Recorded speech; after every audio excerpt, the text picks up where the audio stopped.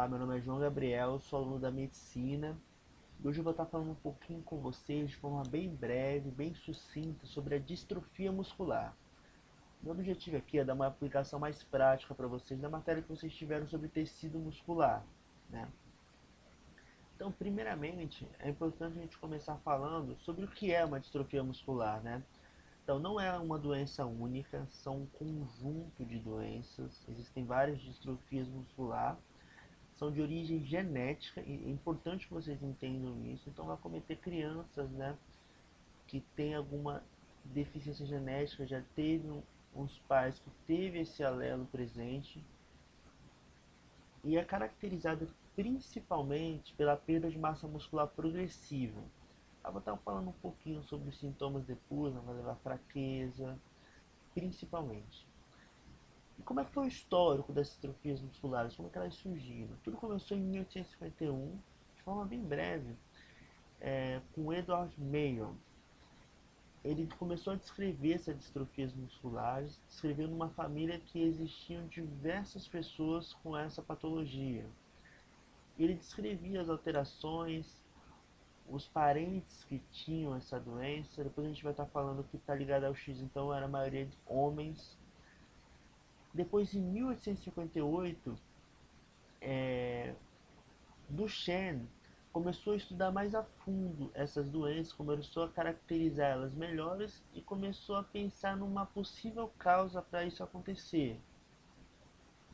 Depois, em 1957, Becker também, nesse mesmo sentido, começou a pesquisar mais a fundo sobre as distrofias musculares e atualmente a gente já reconheceu mais de 30 tipos de distrofias musculares.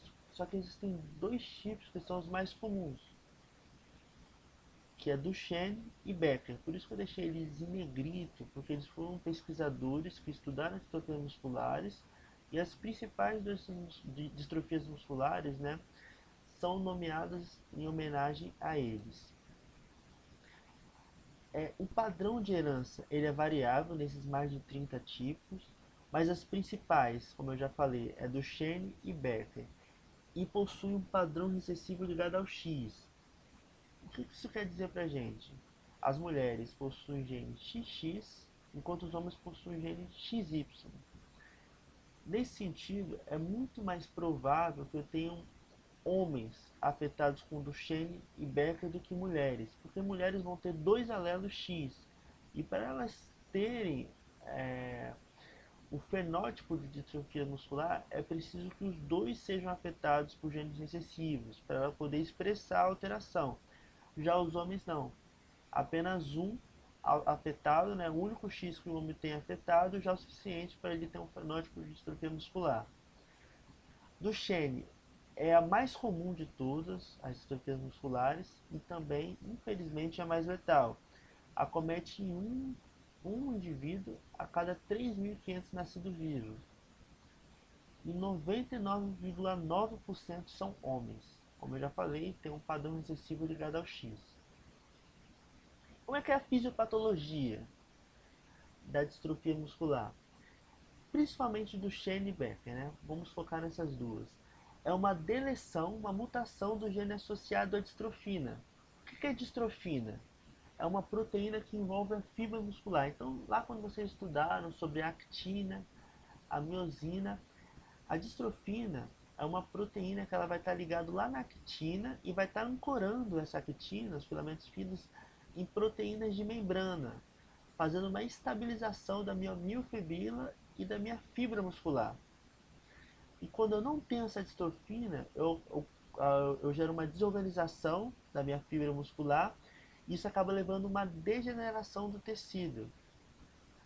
E isso vai causar a sintomatologia da distrofia muscular, que é principalmente a fraqueza, a perda de massa muscular e também a lipossubstituição, que eu vou estar falando mais um pouquinho adiante. Como é que se dá o diagnóstico? Essa parte que eu quero que vocês entendam, a parte mais importante daqui. Se tem uma coisa que eu quero que vocês saiam daqui sabendo, é saber inferir quando que eu tenho uma possível distrofia muscular. Então, a distrofia ela tem uma história clássica. Geralmente é uma criança que os pais vão se queixar dela, que é uma criança meio cansada, meio prostrada, não gosta de ficar de pé, não gosta de jogar bola, fazer exercício físico. E tem essa história, como os pais desconhecem a origem desse cansaço, acham que o filho é preguiçoso, o filho é molengo. E nisso daí, esses filhos, esses adolescentes, pode cair na mão de vocês, futuros educadores físicos, né? E por isso que saber identificar uma distrofia muscular é tão importante. Porque não é cansaço, não é preguiça, não é moleza, é simplesmente uma doença. E se eu sei identificar uma doença, eu consigo tratar. E eu tiro aquele estigma de criança, adolescente preguiçoso. Tem um padrão de acometimento típico, que eu vou estar mostrando um pouquinho adiante numa foto, mas acomete em membro, tronco, vou estar falando um pouquinho melhor na foto para descrever. Geralmente, é uma criança que ela tem não tem uma face típica, né? Uma criança aparentemente normal, só tem uma perninha mais fininha, um braço mais fininho, mas a alteração principal é a alteração de força, é esse cansaço que eu falei. Aqui eu coloquei, né? É uma mulher mais velha, mas se a gente pensar que fosse uma adolescente, se uma adolescente cansada, que não vai conseguir fazer os exercícios se ela for numa academia ou fazer algum tipo de esporte. Geralmente são homens acometidos, né? Então tem essa ligação com o sexo. E por ser uma doença genética, geralmente as idades mais precoces vão ser que vocês vão ver mais. Porque, além disso, Duchenne, por exemplo, a expectativa de vida de um paciente com Duchenne é até 20 e poucos anos. Então você não vai ver pacientes mais velhos que isso, com distrofia muscular Duchenne. Então essa idade é uma característica sugestiva para a gente. E como é que eu vou dar o diagnóstico propriamente dito? Exames. Aqui é só a título de curiosidade, vocês não precisam saber, né? Mas eu vou dosar CK, que é uma proteína também, uma fosfoquinase, né, do músculo. Provavelmente vocês já estudaram isso também, eu não sei se a Márcia passou isso com vocês, mas a gente dosa CK, que é uma fosfoquinase que é liberado quando tem uma lesão muscular. E se ela estiver alta, quer dizer que eu tenho uma degeneração no meu músculo. Então eu posso estar pensando numa distrofia, mas isso não é patognomônico que a gente fala. Não quer dizer que se eu tenho uma CK alta, eu tenho uma distrofia muscular. Não, diversas outras alterações geram CK elevada também. Eu posso ter um trauma muscular, posso ter um exercício vigoroso que levou a minha CK a se elevar. Eu posso ter um infarto até. Tá? Mas o padrão ouro para diagnosticar distrofia musculares é a biópsia. E aqui eu coloquei a foto de uma biópsia de um músculo normal. Aqui é uma biópsia, só com imunistoquímica, né? Imunistoquímica para a proteína distrofina. Então aqui eu coro de marrom toda a distrofina que eu tenho no meu músculo. Aqui seria um músculo normal, efeito de comparação. Aqui seria um músculo com a doença de Becker, que seria uma Duchenne, só que mais leve. Então a gente consegue ver um pouco ainda da distrofina, só que ela está um pouco, como posso colocar, está um pouco escassa. E aqui seria a doença de Duchenne propriamente dita, onde eu quase não vejo essa, essa proteína presente, a distrofina. Aqui, como eu falei no slide anterior sobre o padrão de acometimento, essa foto aqui explica bem. Então, geralmente a musculatura da perna, né, da coxa, musculatura de braço, um pouquinho de antebraço aqui, e essa musculatura de tórax. E por que é importante isso também? Porque esse paciente com distrofia muscular, eles têm uma expectativa de vida baixa, né, até 20 e poucos anos, porque vai acometer musculatura que está envolvida com a respiração. Então aqui o diafragma eles não colocaram, né, que é um acometimento mais tardio, está relacionado também, que é o nosso músculo principal da respiração. Então esse paciente ele vai evoluir, né, para intubação orotraqueal, ele vai precisar de respirador para sobreviver, isso num padrão mais avançado da doença. Então é uma doença grave e que se eu diagnostico precocemente, eu posso evitar que isso aconteça rapidamente. Então eu posso dar alguns medicamentos para evitar isso. E como que eu vou tratar a distrofia muscular? Então, o tratamento medicamentoso a gente não entende como que ele funciona, mas geralmente é com corticóide, um antibiótico que a gente chama de gentamicina. Estudos comprovaram que o corticóide e a gentamicina atrasam a evolução da doença. Então, aquele paciente que evoluiria para ventilador, né, para ventilação mecânica, em 10 anos, ele vai demorar um pouco mais para evoluir para essa ventilação mecânica. Então, por isso que é importante eu ter essa sacada antes, eu saber fazer um diagnóstico precoce. Além disso, o alongamento.